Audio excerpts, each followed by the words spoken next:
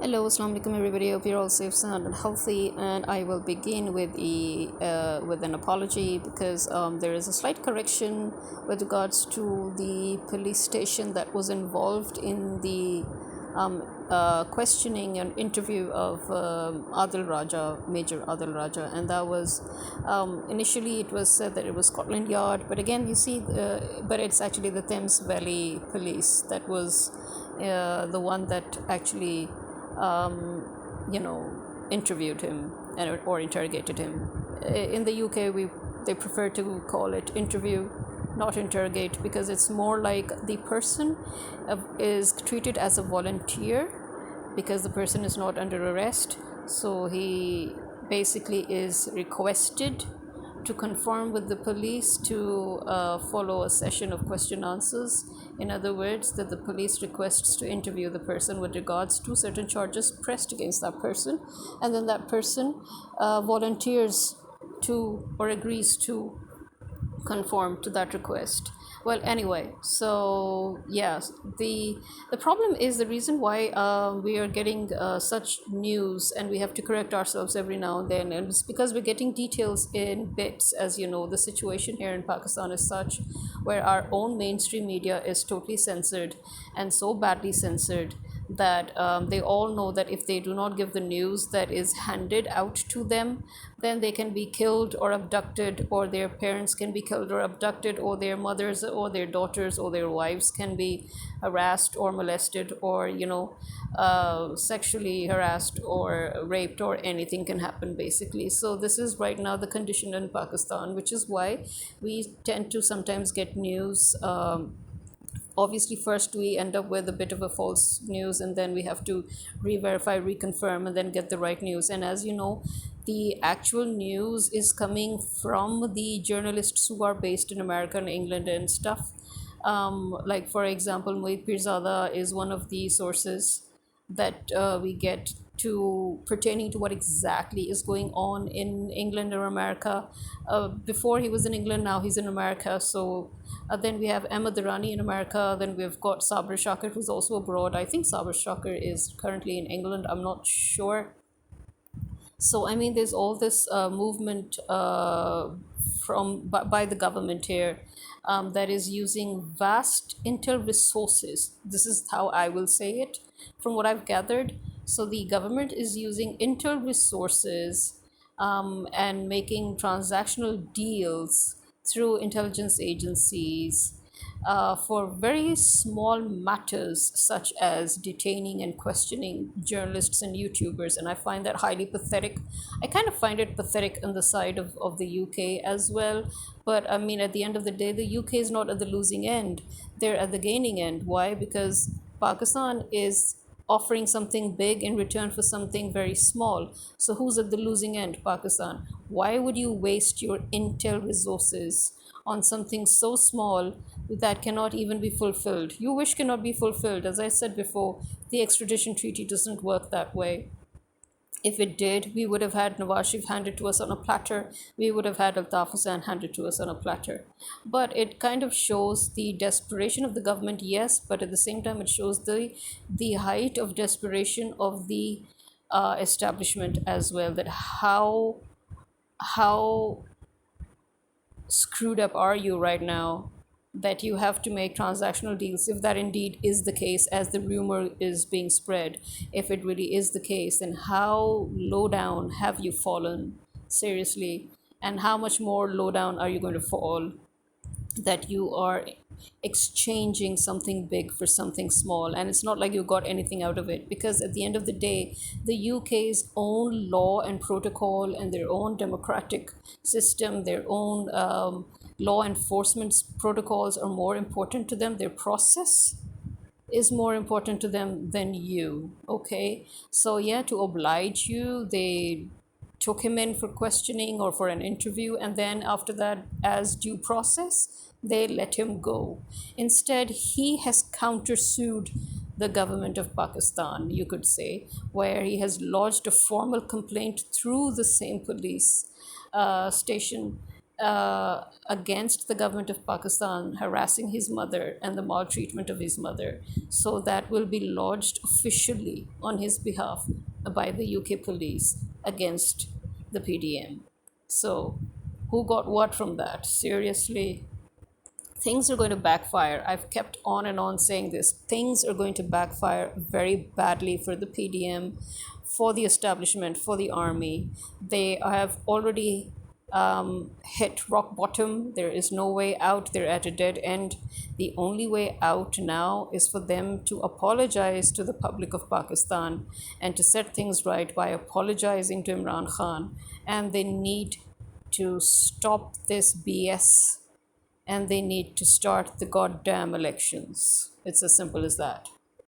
The hilarity of it all is something that I kept on mentioning for a long time, and that is that they have this really weird habit. The PDM people, especially Nawaz Sharif and Zardari people, they have this really weird habit where they always try to put the blame of what they're doing on somebody else, and they even try to it's like, it's like they can't keep a secret, and so they have to just set it all out, but then they have to also put somebody else's name, blame somebody. For example, you farted, okay, you farted in the room, and then nobody even sometimes nobody might even know that you farted, or that who's farted, and then or maybe everybody already knows but people are quiet. But the fact is that now you are so humiliated by that fart that you would immediately say, who farted? Oh, that person just farted. Oh my god, it stinks. Oh, you farted. And everybody will be like, for fuck's sake already, we know it's you. But then there would be a lot of them who probably wouldn't have been near enough to you, near enough to know or to smell the stink coming from you, so they would actually believe you, and then the other person gets blamed, the poor guy, but you're the one who just farted. So that's exactly what these people do, these Nawaz Sharif people and these Zardari people. This is exactly what they do. So here's a very good example. As we all know, they are the imported government. They are the fifth columnists, which means that they are the minions of foreign agencies and foreign establishments that have been sent into Pakistan to destroy Pakistan. But they keep on saying that Imran Khan is a fifth columnist, and then they keep on calling the journalists that they're trying to harass and trying to fabricate charges against as terrorists. They keep on saying that they are terrorists and that they are working with foreign agencies who are completely anti-state and anti-Pakistan. I mean, seriously, these are the same foreign agencies that you are using to get to those journalists. So if those journalists are working with foreign agencies and in order to terrorize Pakistan, then why would those foreign agencies detain them and question them at your request? That is like, that is absolutely so stupid and ridiculous. And then Khwaja Asif, look at Khwaja Asif. He gives, I mean, here's another example of how idiotic and pathetic and desperate they are. Khwaja Asif actually has the gall to abuse the overseas Pakistanis. He's literally abusing the overseas Pakistanis. You a hole, you mofo, you SOB, you do realize that you are standing here and that the only reason that Pakistan is surviving right now is because of these overseas Pakistanis. When we people were abroad, we were the ones who sent the money into this godforsaken country. Okay, without people who are abroad, Pakistan is nothing. It's not even zero, it's minus. Okay? And these people, most of them have actually stopped sending money since Imran Khan was ousted. And that is why you've got, that is why you're actually shitting your pants now. And so you're thinking that by abusing them and by, belittling them, you're actually going to, I mean, what are you trying to achieve? You're just going to make them bigger enemies of you. And the overseas Pakistanis are a lot stronger than these Pakistanis who are here within Pakistan. That's another thing you need to know. They're financially more stronger, they're politically more stronger, they're socially more stronger. If they suddenly decide to flood in Pakistan and to take you all out, they can do it very easily. They've got the means to do it, they've got the motive to do it, they've got everything they need to do it. Okay, so These are the people who even now still are sending money into this godforsaken country, and it is their money that you're stealing. Okay, it's their money that you people are still stealing and looting and plundering, apart from our money which you have already stolen. So you have already stolen the money of the people in Pakistan, and the other way that you can get more money to fill in your freaking pockets is through the overseas Pakistanis. And it has lessened, but it has not finished. But beware the day that it completely finishes. If not a single overseas Pakistani decides to send in money to Pakistan, you are, my friend, fucked. As we know, we have to check through loads of resources in order to get some actual news of what's going on, as I've mentioned before. And it's not just the foreign journalists who are our main source of information, because they have accurate information, but also many of our local journalists who scramble through to still continue to do their work, but then they can only broadcast it on social media. Then, after all, Imran Khan is very active as always. As we know, it is Imran Khan who put Pakistan on the digital map, and he's the one who activated social media in such a way where he interacted with the community, with the people of Pakistan, and that is probably one of the reasons why he became extremely popular, because of his know-how and of his use of the social media and of his constant interaction with people, both physically as well as on the internet. And even now, true to his nature, true to his responsibility, he keeps on and on appearing on social media to tell exactly what's going on with all the people around him. And obviously, he speaks evidential facts. Okay, so basically, he speaks with evidence and with facts. Now, one of the major issues that we have all been talking about is how this is something that I've mentioned way before, when I kept on and on saying that Imran Khan should have clamped on them very harshly, and he should have not allowed them freedom. He should not have allowed the fifth columnist freedom, and he should have crushed them completely, because they would be back, and they would be back with a vengeance, and with full US backing. And that's exactly what happened. And I also said that if they come back, they will come back to wrap up whatever little remains of this country, and then they will go back out, taking every single thing with them. They will look for different ways to loot and plunder whatever is left of this country. And that is happening. They emptied the treasury, as you know. They are using our money to travel all over the world. They are stealing from us, not just through taxes, but through this inflation, through the devaluation of currency, through the fact that our businesses have been closed down, people's jobs are at stake, through the fact that there is zero GDP growth rate, and through the fact that now even farmers have almost zero to minus productivity. Now, at the same time, you need to understand that they are physically looting and plundering the homes of people. So the PDM government is sending the police to physically go in the name of arrest, So basically, with the excuse of arresting PTI members and supporters, they're basically, as we know, illegally trespassing into their properties. They are stealing every single thing they can get their hands on from these people's homes. They even stole from Imran Khan's home. They are now stealing cars. So, as if it wasn't enough that they stole people's wedding dowry and people's wedding arrangements, and people's decoration pieces and people's jewelry, that wasn't enough, and now they're stealing people's cars in broad daylight. We always used to call the police, especially Punjab police, we always used to call them part of the crime organization, because If there is ever a crime that takes place in any part of Punjab, understand the police is always involved in it. But this time they're actually openly involved in it instead of staying behind the scenes. So there is that twist, I guess, if you'd like to call it a twist. But it shows the desperation. It shows the desperation that those people who were playing it for ages behind the shadows are now coming out in the open, and they are openly looting and plundering everybody. The ISI has come out in the open in its betrayal of the state. The establishment has come out in the open in its treason against the state. PDM is openly committing treason against the state.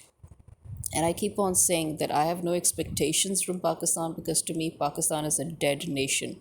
I mean, how can you call this nation anything else that has allowed these people to rule over us for almost 40 years? And then the people are allowing things to go the way they're going right now. And things are going down real quick, real fast, real bad. And the people who were actually very, very active and ready to gobble everything up and everybody up the day they ousted Imran Khan, those people, because Imran Khan delayed it, I'm very sorry to say, but I still blame him. I don't know if he realizes his mistake. He was trying to prevent violence, and so he stopped the people. He was like, don't do anything right now. Don't do anything right now. Just wait for my call. Well, hello, as I kept on saying, if the public delays in its reaction, that would give the illegal government much needed time to initiate violence and then to instill fear amongst people and then to subdue the people. And that is basically what's going on. Though, mind you, the people are not exactly subdued, the people are not exactly scared. Okay? If they were, they wouldn't be out there screaming their butts off on social media. No, no, no.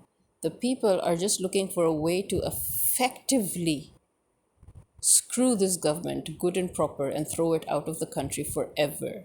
That is what the people are now trying to do, but they don't know now how to do that. Again, there is only one way to do that. The country is already in the pits, okay? Everything is already finished, basically. We are all already completely destroyed. There is really nothing left to protect or to save.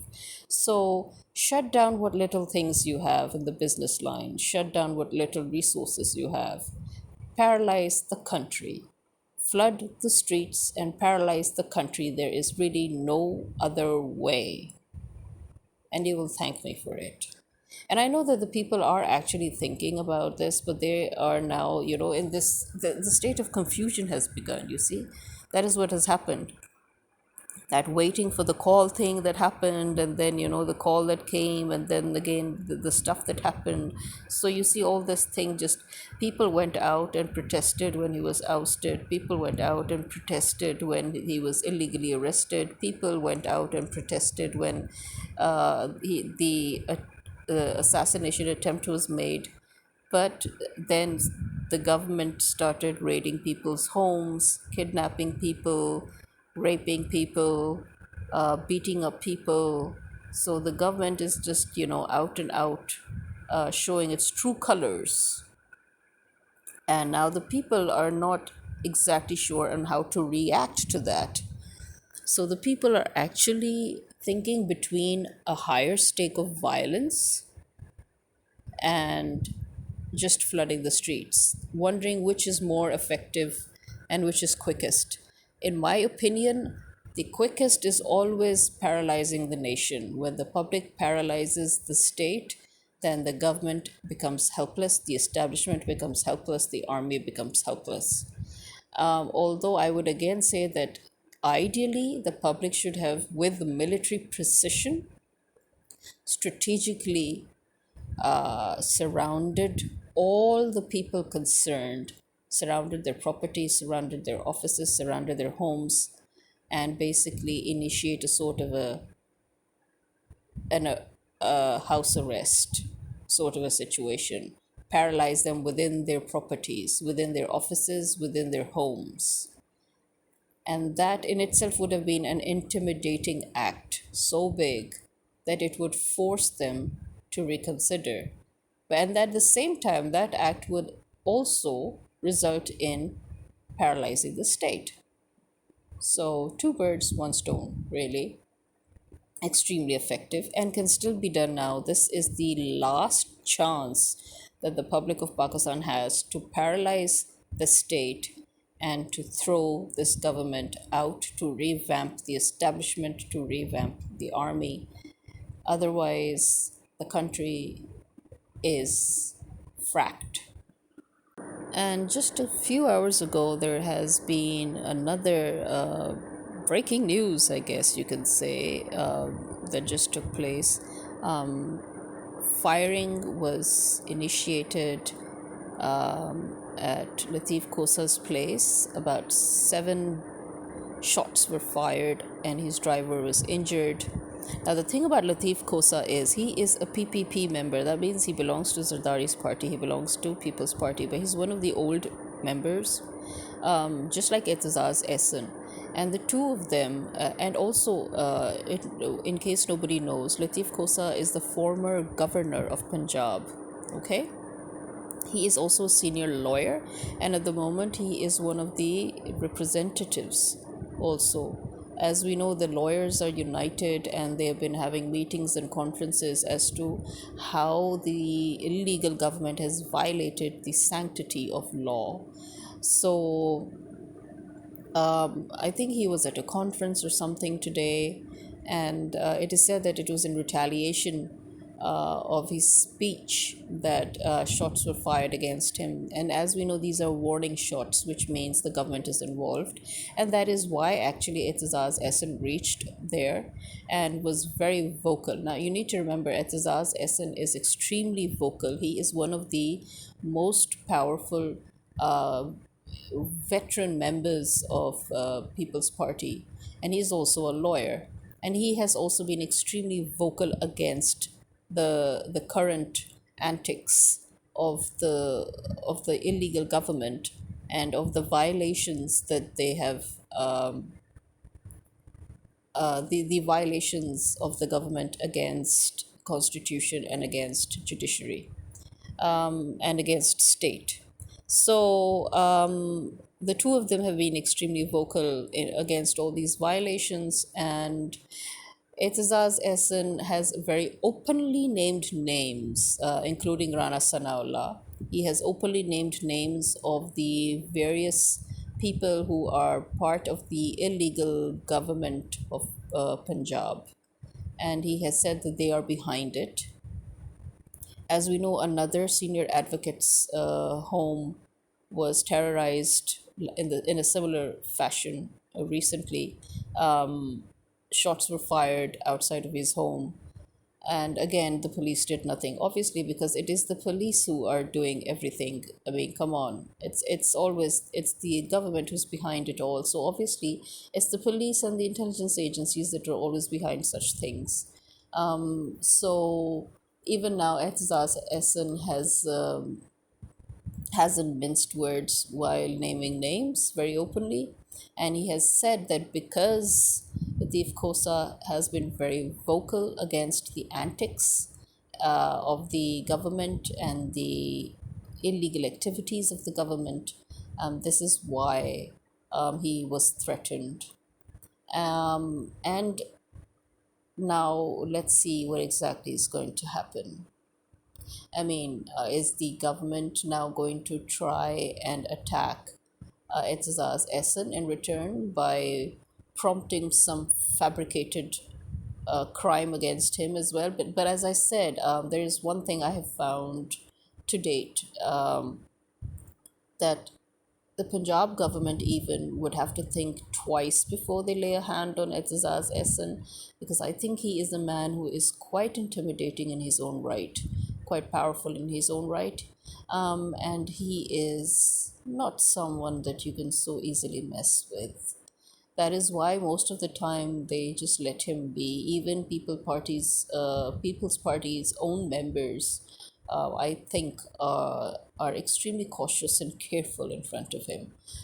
He is somebody who calls a spade, and he is somebody who just does not like people messing with him. So I don't think if this Punjab government really if it really treasures its existence, it would not mess with Eitezaz Ehsan. I mean, that is what I would advise them. Imran Khan, they think Imran Khan is tough. Imagine if they had to deal with Eitezaz Ehsan and Imran Khan. They're already losing to Imran Khan, who is like a rock. Now imagine that rock two times. They'll be screwed to death. So basically, let me put it now more clearly that there was a lawyers' convention today in which Latif Khosa spoke very harshly against his own party, against PPP, violating the rights of the voters by placing an unelected person who was not even qualified as mayor of Karachi, and that meant the violation of constitution again. And also he was speaking very openly and harshly about how the government has been violating the rights of people by raiding their homes, kidnapping relatives of people who belonged to PTI, or kidnapping the people themselves who belonged to PTI, and how they are just brutally stomping on the citizens of the country, how they're stomping on the legal system, how they're stomping on the constitution, and the way they're treating women, the way they're treating old people and children.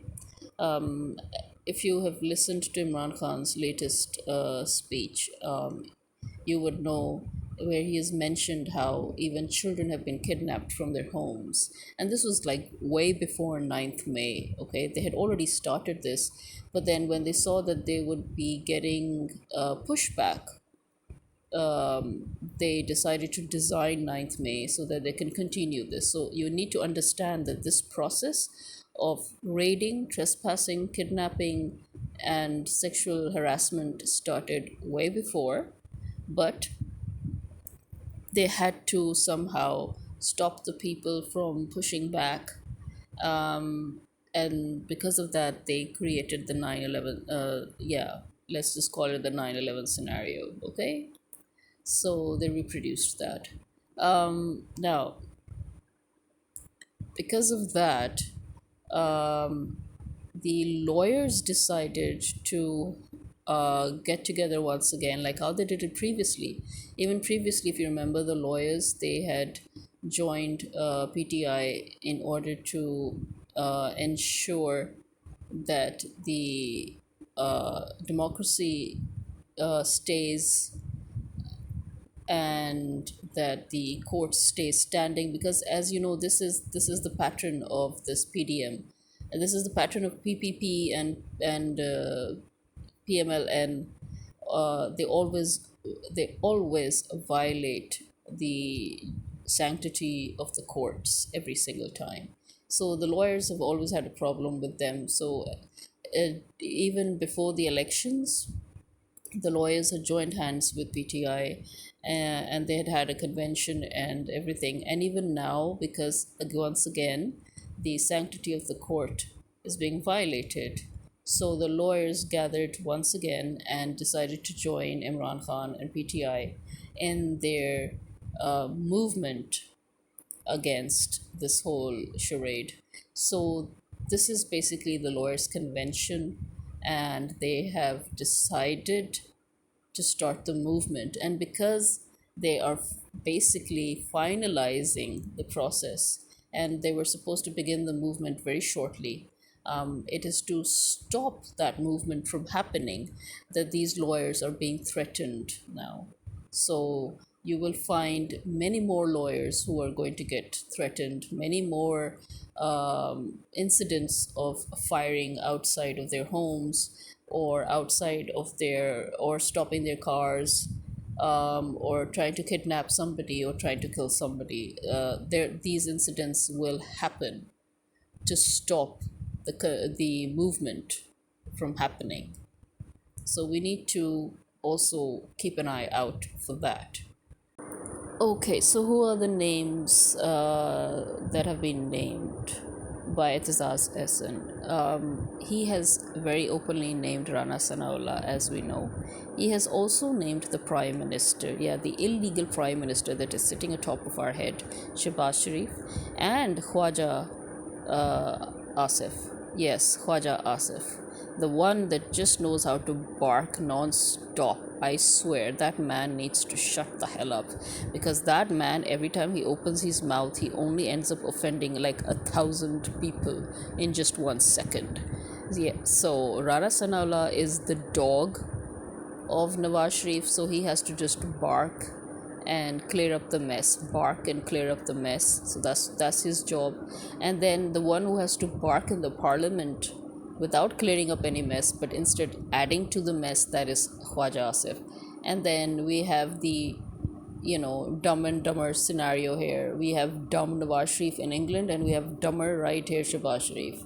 So we've got a dumber here who needs to do something in order to make the headlines. Otherwise, how would anybody know that he exists? So these are the 3 names that have been named by Eitezaz Ehsan. And so let's see if Eitezaz Ehsan actually manages to lay down charges against them, if he actually manages to get an FIR done on them. Imran Khan couldn't get an FIR done against them pertaining to his assassination attempt. So let's see what happens. Long story short, if we still do not get up and do anything about this, then our country is going to be completely annihilated. And Khwaja Asif, that is going around barking about overseas Pakistanis, he needs to understand that Pakistan is right now barely surviving because of these very overseas Pakistanis. And the day that all of them, every single one of them, would collectively decide to not send a single penny to this country, I'll see where you people go. So this is me signing out. Khuda Hafiz.